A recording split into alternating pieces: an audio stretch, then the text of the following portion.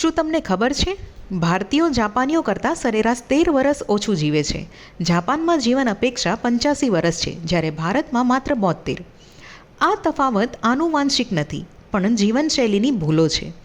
ભારતીયો દિવસમાં માત્ર 3000 પગલાં ચાલે છે, જ્યારે જાપાનીઓ 7000થી 10,000 ચાલે છે, જેના કારણે હૃદયરોગ વધી જાય છે.